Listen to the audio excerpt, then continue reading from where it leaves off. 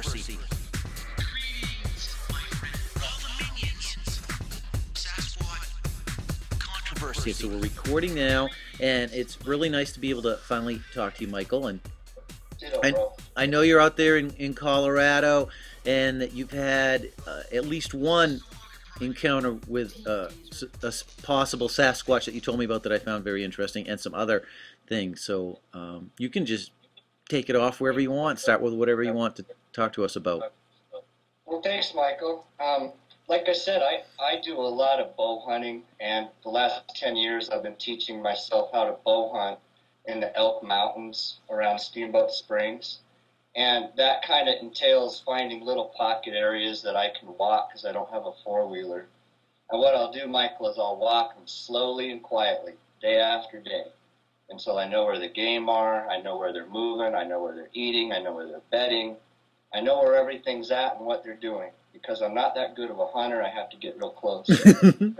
And so what I found is I'll get into certain pocket areas, Michael, up around Steamboat, and noticed a lot of activity, a lot of barks and whoops, and I never thought anything of it. But the further I got back into the mountains camping, well, the stranger things got. So now, Michael, Mike. were the whoops and stuff, were you hearing those during the daytime or at night? Are you camping out at night while you're doing your bow hunting?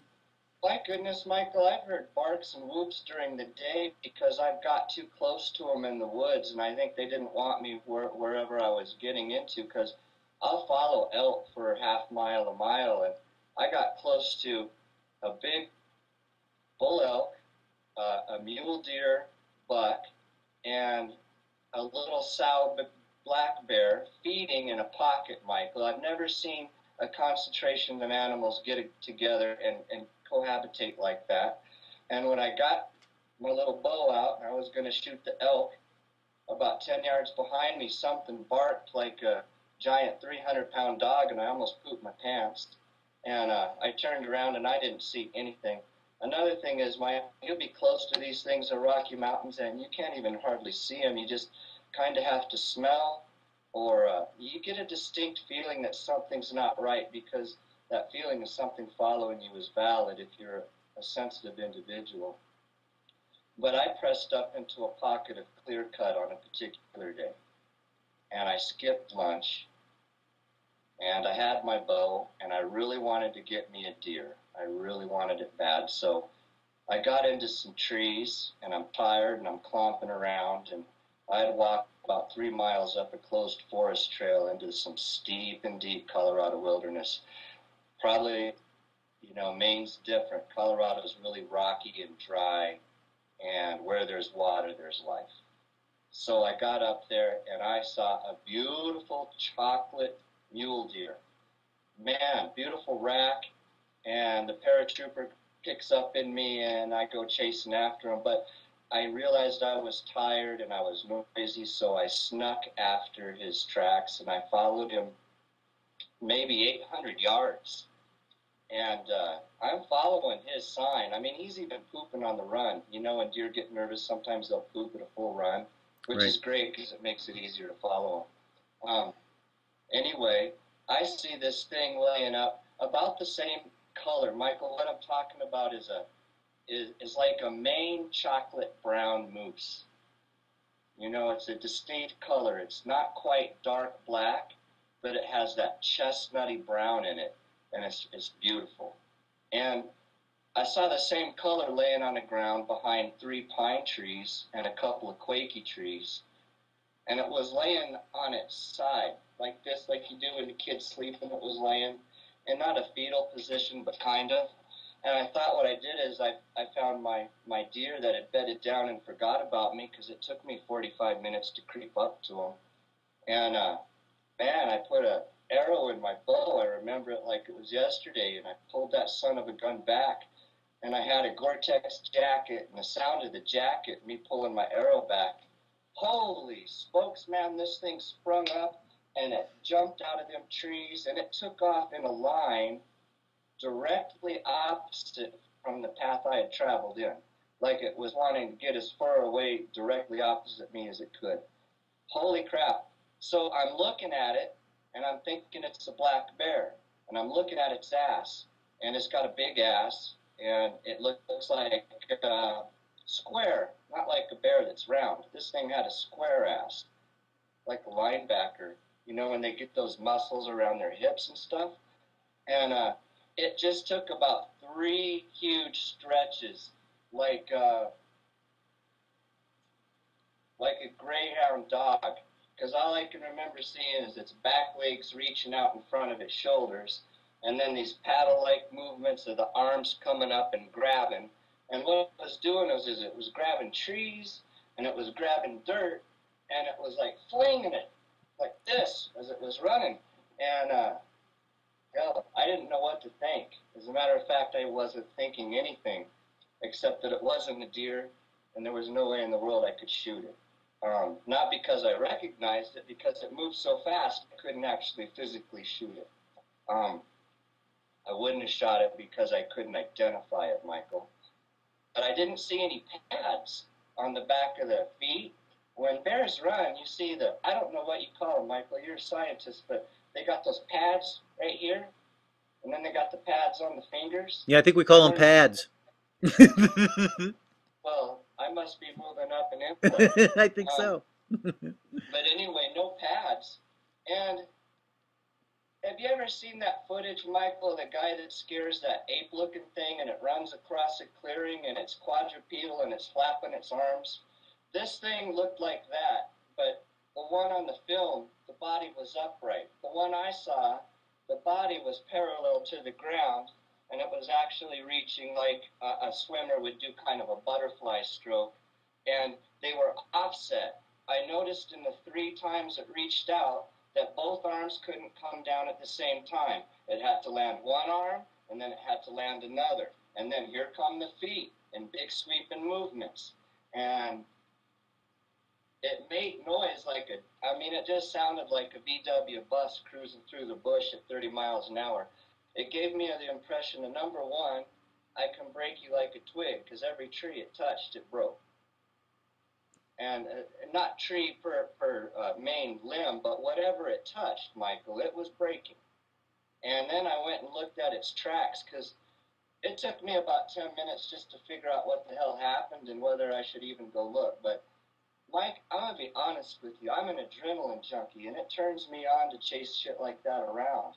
I mean, I've got a bow, and I can shoot, and I ain't scared of nothing. So I followed this sucker in. And I think I put in my report that when I looked at the front, where the front arms were landing, were like square little rectangle marks, and you could see a couple places where maybe knuckles or fingers had grabbed, but nothing concrete. All right, I couldn't even find any hair. I didn't even think to look for hair, but I followed this thing, and what it did is it ran straight up the side of a mountain, up into some rocks, up in you would call it a ridge. And I physically couldn't follow it. I was physically exhausted at that point and shaky and kind of freaked out. But, Michael, if me and you, I know you got experience in the bush. I saw what you done on Discovery Channel down in South America. And me being a paratrooper and growing up in the Rocky Mountains, me and you couldn't have gone after this thing and found it in a day. We couldn't. They're that fast. They're that. The endurance on these is amazing. Michael, how big do you think this creature was? I mean, it was running, it was always on all fours apparently. How big do you think it was high at the shoulder? And, what do you think maybe the weight of it was? I think if you looked at it in linear feet, because I'm a carpenter, I think it would be 5 feet or less, maybe 6. And it wasn't very big. It might have been 220 pounds, maybe less than 200 pounds, but it was powerful. Like any animal in the wild, they have a strength ratio that is not comparable to humans. So, but the power of it was amazing. And I'm pretty familiar with black bears, and if it would be anything that me and you could sit down and say, well, what could it have been, Mike? Well, it could have been a black bear, but it's not like the general shape, demeanor, run, smell, tracks. We're not a black bear. Now you say you smelt you smelt it, Michael? Yeah, I can smell a herd of mule deer a half mile away, and people that know me can verify that. But it smells like when an elk pisses all over itself. Smelled no different than an elk to me. It smelled no different. It's got that musty, pissy odor about it. And here's another thing. Mike, you know this. You spend a week or two out in the woods like we have it. You get to smelling things real good. You know, you clear out you're in the bush after a week. You lose all that crap in your sinuses, and you can smell like a beast, you know. But part of being a good bow hunter, Mike, you know, is you have to get close and shoot straight. And so that's what I've become good at. And I was purposely trying to kick something out of the woods, but I kind of didn't expect that much commotion. Even a bull elk wouldn't make that much commotion. Now, Mike, unless when you're bow hunting like that, what type of gear do you have on, and like, do you use cover scents? What type of attractants or cover scents might you use? Well, you know, I pretty much go in your standard Walmart camouflage fatigues, and war painted up. And what I'll do is I'll get some fresh elk sign as far as elk poop, and I'll go to a elk wallow that is in the area, and I'll wipe the mud all over me. Basically, man, you know, I become one with my environment because that's what gives me a thrill, and I enjoy it. So the dirtier and stinkier I get, the more successful I feel I'm going to be in the field. Now, this was the first encounter you had had with one of these creatures. What happened? I mean, after you had that encounter, what's been going on recently? I mean, how did you progress? Well, you know, that would have been actually my third sighting of a Sasquatch. But what's been going on recently is... Well, no, tell us about the other two. I didn't know you had two prior to that one, Mike. Oh, man, I had one that was nearly a 5.5-hour encounter in Pinnacle Trail, Alaska, and that's what got me interested in Bigfoot. And my wife nearly sent me to the damn psychologist over that one. I shot at it. I don't think I was more than 25 yards away from this thing grunting and hollering and spitting and roaring. And, well, what happened is I'm an idiot, first of all, because I'll take an ATV and my dog, and I'll see a nice trail on the map in Alaska, and I'll take my happy ass down it. And I went down a trail, and it took me 3 days by four-wheeler before I stopped and I camped. And I camped on a beaver pond, the intersection of 5 game trails, and a slope to, I think it's the Chitna River. Well, anyway, I'll get you the specifics on it, Michael, but I woke up at 3 in the morning to my 200-pound Malamute sitting on my chest through the tent, and he was growling. And I thought we had a grizzly bear problem. You know, Mike, you know, up there, I'm ready for a grizzly bear. So I grabbed my ranch rifle, and I was scared because I could hear growling. Mike, I could hear my dog growling, and then it's like this ultra-low, basal, primal. Like if you're a combat soldier, it's the kind of growl that you would just send chills in you, but it's low, almost lower than you could feel it. It's like when an airplane vibrates the engines and you're just like, you know, but something that maybe weighed 1,000 pounds doing that. All right. So I get out of the tent and my dog he won't even let me walk. And Moose is 200-pound Malamute, native to Alaska. So I'm looking at what's growling at us. And it's behind a big spruce tree. These spruce trees are beautiful. They're like 60, 70 feet tall, 40 foot wide at the bottom. And you could almost teepee underneath the umbrella of it. And that's where it was. And it was underneath the umbrella of this spruce tree. And it was hollering at my dog. And it hated my dog. I just got the distinct feeling it was after my dog. And him and the dog were growling at each other. So my first thought is I've got a bushman, okay? Because sometimes in Alaska when you camp, You can get wild bushmen who will steal your four-wheeler or steal your gear. They're known to be around mining camps and take advantage of when you leave your equipment out. So there are rogue people out in the woods that do weird things. But here's the deal, man, is I said, hey, if you don't quit screwing around, I said, I'm scared to death. And I said, if you don't leave me alone, I'm going to shoot you. So I rack up my ranch rifle, and this thing's growling, and then it's a bang, all these branches snap. And my dog, he whimpered, and he actually got his 200-pound ass underneath my four-wheeler and wouldn't come out. And I'm standing there, and I think I kind of peed my pants. And this thing did like a monkey. It got out from under the tree, and it went side to side like this, stomping and hooting, just like a monkey. Ooh, ooh. And I am tripping. I'm tripping. I have never been so scared in my life. 63 combat equipment jumps, 40 of them at night. And I've never had fear like that. I actually couldn't breathe. I couldn't move. And it circled around me, and it scared me when it circled me because I'm thinking it's flanking me, it's screwing with me, it's playing tactical games with me. And I just threatened to shoot it. And so I squeezed up like, I could see, Mike, it looked like a refrigerator tilted over at about a 30-degree angle and just swing and move and real fast. But the body movement's slow because it's so big.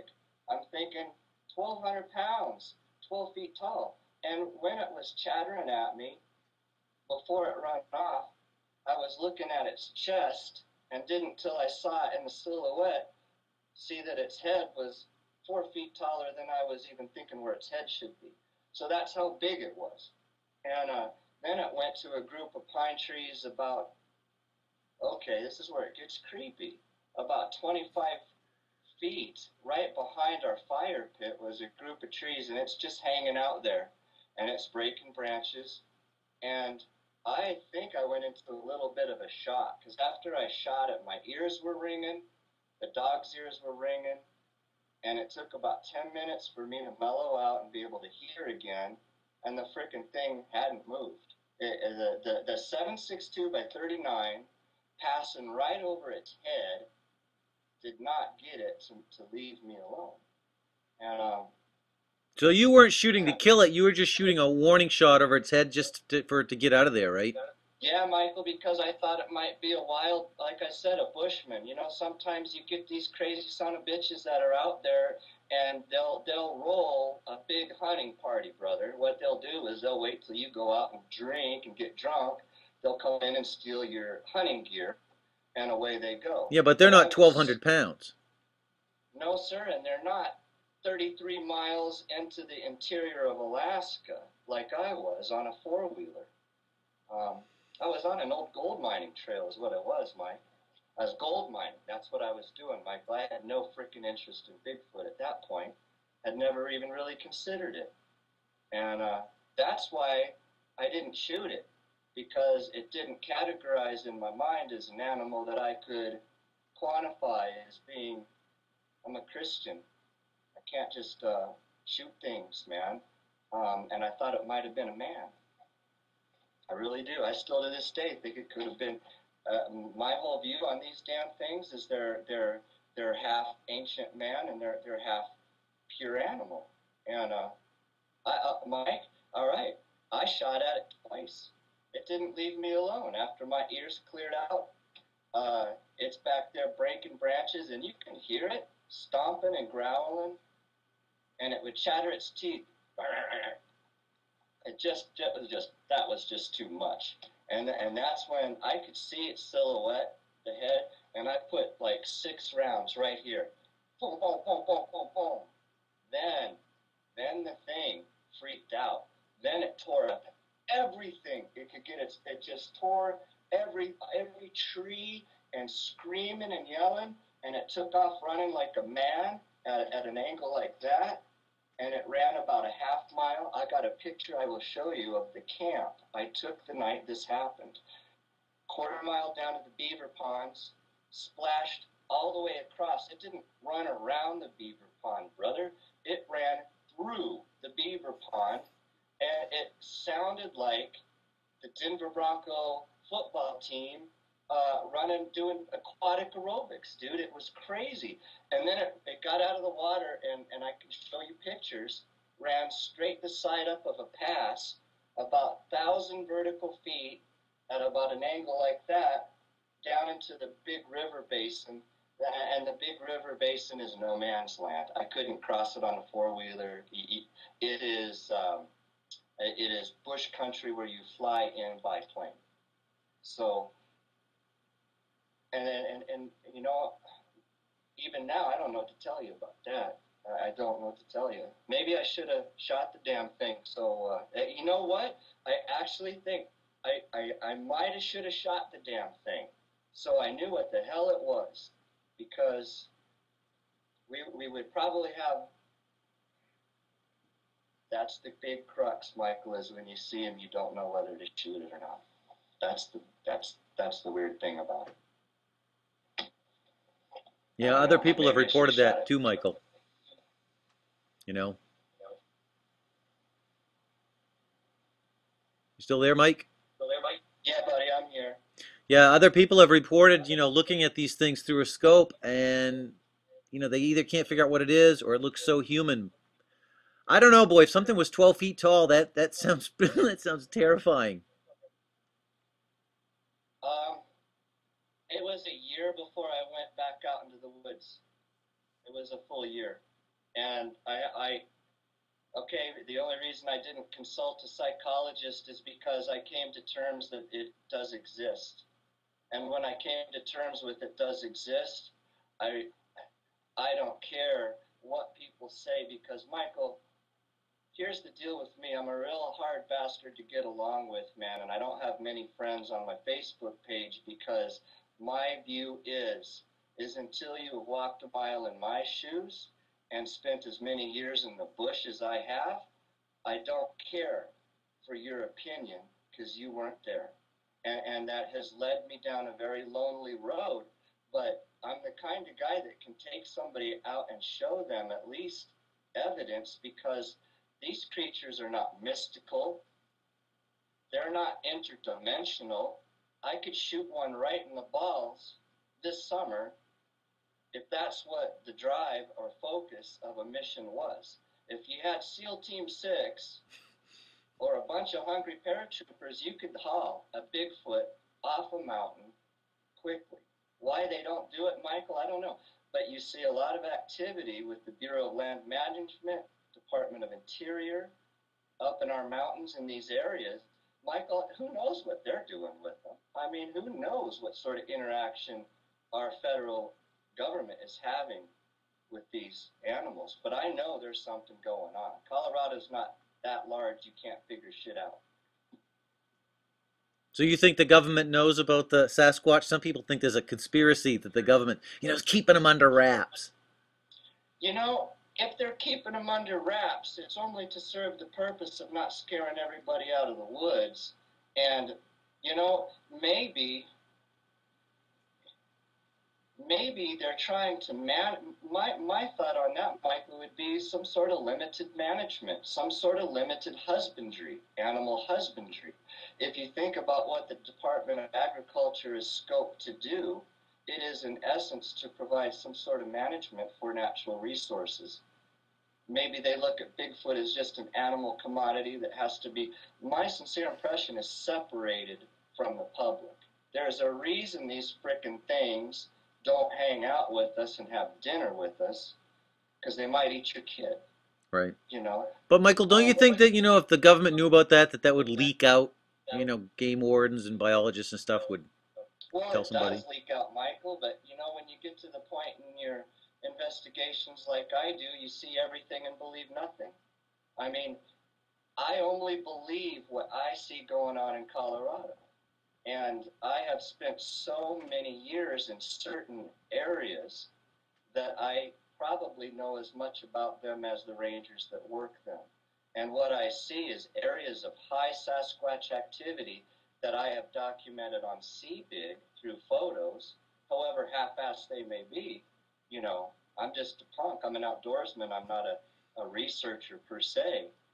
But I'm trying to show people that there's something going on out there. Tell me there's not, Mike. You Well, know, no, you've shown me what some it interesting is, no, I footprints that don't know. you've collected out there, Michael, that are, puzzling, the footprints. They puzzle me, man. Now, what You was know, your other you know what? sighting, Michael? You've told us about two of them. You said you had a third sighting? Yeah, this one was in. I'll even tell you. I'll give you a general location for this one because it's frequented by a lot of people. It's Gould, Colorado, up Highway. I think it's Highway 14. I don't know, but Pooter Canyon, Cameron Pass. Those are some good areas. And I was bow hunting again, and what I did is I found a huge section of meadow that was in between some closed forest roads. And by the way, most Sasquatch sightings I have are in between closed forest roads. So that's part of the assumption that the Forest Service works with these animals to limit their potential exposure. So I had hunted the same area for 5 days, walking it slowly, not seeing anything for 5 days. And the last day I'm out there and it's beautiful and I wanted to sit down and have lunch. So I sat down and put my bow down and I'm looking out at this meadow about 60 yards in front of me and some aspen trees. You're going to like this one, Mike. And I think I'm looking at a bull moose. And I love bull moose. They're entertaining to me. I've even in the past liked to see how close I can get to them before I disturb them, so I know, how hunting works, how close I can get to these things before they figure me out. So that's what my dumbass proceeded to do. And I kind of snuck up on the edge of the meadow, and I got to where I could see it in the interior of the meadow. And it looked like it was laying down on, you know how animals lay like this on the ground, like a cat would lay down. And I thought that's kind of strange for a moose to do because, if a predator gets it, it's hard for him to raise up and get out of there. Moose do bed down, right, Mike? But they're very comfortable when they bed down. They don't Right. bed down when things are shaking around. So I'm watching it, and I thought, man, that's a beautiful big moose. And I pop open my water and a candy bar, and this thing raised up off the ground, and it didn't have skinny legs. What it had is two great big legs, and the legs on this thing would probably be, as big as my waist, maybe bigger. I'm only 150 pounds, but the legs would have been legs that weighed a couple 100 pounds apiece. I mean, that's how big the legs were. And I am tripping, and I knew this was the only time I knew I was seeing a Sasquatch at that point. The other times I didn't know what the hell was going on till later. But this, I was like, holy cow, man, I'm actually watching this happen, and it's daytime, 12 o'clock, 12:30, 70 degrees, beautiful day, and it raises up, and it's got 3-inch long hair. It's just that long, and it's beautifully groomed, no smell. I'm downwind to this thing, no smell. This was the cleanest animal I had ever seen. It had jet black hair, the most beautiful jet black. It wasn't quite fur, because fur would entail to me that it had some sort of fuzziness or thermal property to it. This was almost like just a protective layer of fur, like an elk would have in summer coat. And it was jet black, and it had the muscles on the side. I could see, God, did it have a hump in its back. It looked like it had a broken back right here, because when it was bending over like this, I saw the hump, and I thought, well, it's not very tall. It'd be 6 or 7 feet tall. And then it straightened out this hump to reach up in the quakies, and it got to be 8 feet. Gave it another foot of length. So what I'm saying is, when this thing goes over parallel like this and bends its back, it gives it a different look to it than any other animal I've ever seen. It didn't morph interdimensionally, but it has the ability with this articulation in its back or the muscles in it to kind of roll its shoulders over and package itself up into a little ball type of thing. And then when it laid up, and then what it did is I saw the arm. The arm wasn't extremely muscular, but it was thick. It was just thick. And then it tapered off really beautifully thin, and it had really long fingers. And they were elegant, and they were supple, and they had black skin, and it had black nails. And it had, I don't know if they were pads, but like when a carpenter works, you get these big patty things on your fingers. It had like really hard worked fingers. And then what it did is it reached up and it had its face about 8 feet high. And it, Mike, if it was doing anything, if it knew it was there, it was hiding its head because I could only see the back of its neck and shoulders down. And then it reached up to the quaky branch and pulled all the leaves, just zipped it down like an elephant. And it stuck it in his mouth and it ate him. Wow. And it did that about 4 or 5 times. And then I got a sickening feeling in my belly to get the hell out of there. A sickening feeling, like I just about puked. And maybe the shock or the awe. I was in awe. This thing was, I would estimate it to be 8 feet tall, 600 or 700 pounds. And I thought my bow would kill it. My bow would kill it.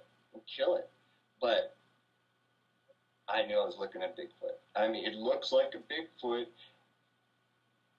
It's got a coconut shape to the back. It's just round, and that's all I saw. I wish I would have saw its face. But if the face looks anything like, you know, the skin, it has skin on its hands. So I just wonder if it had skin on its face. That's the only thing I wonder about to this day, Michael, is if they have skin on their faces. I don't know that. Now, how long was the hair on the back of the head, Michael? Mike, it seemed like this stuff was pretty uniform in length. It, you know, it might have had a little flagging of hair under the forearms is all I remember. Because I was really watching it reach. God, it was beautiful, just long and just gentle pulling. So I'm watching the forearms, and I was captivated by its wrist and hand. It was just elegant for the power it had. Now, when you call them quakies, that's like a type of, that's an aspen, right? Type of poplar? Yes, sir. Yeah. As far as I could tell you, we just call them quakies in Colorado. Now, the beavers like to eat the bark on them, right?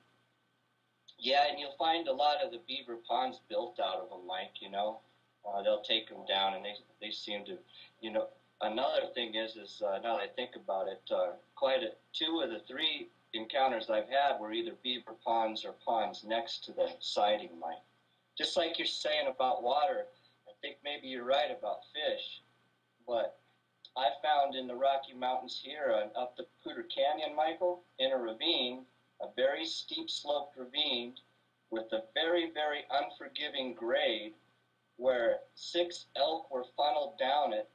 And at the bottom of the ravine, Michael, was a tree that was laid across and some rocks, and 6 elk piled up on that thing with all broken legs and broken necks, like the old Indians used to do, how they'd funnel animals into an area and just put the whack on them, brother. So I'm looking at these things, and 2 of them had broken legs and 1 had a broken neck. And then they had rips in their bellies right here where the liver was taken out of them. Now the racks are on them, Michael, and all the meat is good. Michael, these are fresh elk. This is December. There are 6 of them piled in a heap at the bottom of a gully. That was the scariest thing I'd seen, man. I got my ass out of there. You have to cross the Poudre River by foot and then walk up a valley. I go where nobody goes. I honestly go where no people go. And when you do that, you see some strange shit. But that looked to me like a food cache. I'm going to put that out there. I think they cache food. Now, Michael, you said they took the livers out. What do you think? How were the bodies opened up? I mean, how did they get into the abdomen? Shit, Mike, it looked like if you took a stick, gouged, ripped. Mike, you know as a hunter, when a dead animal is freshly killed, flesh rips pretty easily. You know, it really does. If you get into a backstrap or a loin or a roast on a freshly killed deer, you can peel it from the fascia around it. And once you penetrate that elk hide, it looked to me like it was ripped, Michael. Now, were there bite marks or any other damage anywhere else on the elk's body? It just looked like if you took a package of feed and ripped it, you know, it looked like the skin was crumpled, where it had been like grabbed, you know, where you grab something to pry it open. And the neck broken was freaky because one head was broken and then turned all the way around. And that could have been from falling down the gully. But it just was gruesome, and I had never seen anything like that. And this, Michael, here's the funny thing. When you saw my snow tracks and you said, Mike, why didn't you follow them? They went up over a mountain that leads down into that damn ravine. So everything I find, Michael, I'm trying to put it together. It's proximal locations that I'm stringing together, occurrences and evidence. And there's undeniable activity in the Poudre Canyon in Colorado. Undeniable. And, was there anything else that had fed upon these dead elk, though, Michael? Oh, man, nothing. See, that's what gave me the spooks, okay? You know we have mountain lion and black bear. Mountain lions are darn opportunistic, and so are black bears. Not even as much as a vulture, or not a vulture, we would have ravens. No ravens, no magpies, no nothing. Very quiet. You know, that whole, ooh, it's spooky. Yeah. All right? Mm. Well, I've run into that a couple times. There's something to that, brother. You know, if you're frickin' paying attention, like my dad says, we're lifelong Coloradoans. You don't walk a mile in the woods out here in the bush without a bear or mountain lion following you or watching your action. So that's just how high a density of animals we got up here. But nothing fed on it, and I would imagine they were dead 2 weeks. I know dead critters. I kill them. 2 weeks, you know, laying there. December. So, you know, it didn't rot. Everything was fresh. And all the elk had their livers removed. Mike, I could only see two, man, because they were piled on each other, and I couldn't pry them apart. They were giant, you know. Yeah. They're big, you know. These are just things I've experienced, man, you know, and I'm not a scientist. I'm more of a, I don't even know if I'm a tracker, Mike. I'm an enthusiast. I'm a hunter. Oh, you sound like a tracker to me, Mike. If you're bow hunting and you're getting things with a bow and arrow, you're, you know, you're definitely tracking stuff. But, you know, that's the extent of it. To go into any more, you know, embellishment, there's no embellishment. I have a hard time lying. It's not in my nature. I mean, everybody at church knows who I am and what I do. So I'm on a pretty tight line with reality. And I think that's what makes it so hard for me to get along with folks, is because I just can't buy into a lot of this stuff that's going on. Oh, Mike, I have the same problem. Well, Michael, I'm going to wrap this up here pretty short, the recording thing, and I'll talk to you after. I'm going to stop this recording here for a second. But I want to thank you for, you know, sharing your sightings with us. I mean, wow, the one in Alaska, that's just, I mean, that's unbelievable. I really, you know, the guy in the Allagash told me about one of his encounters. It was pretty terrifying, but that sounds really scary to have something after you shoot it, you know, to still stick around and not leave. So, like I said, I want to thank you. I'll be in touch with you. I got a few more questions I'm going to ask, but I'll stop the recording right now. Team Taser Raw. Yeah, woo! All right, Michael, thank you.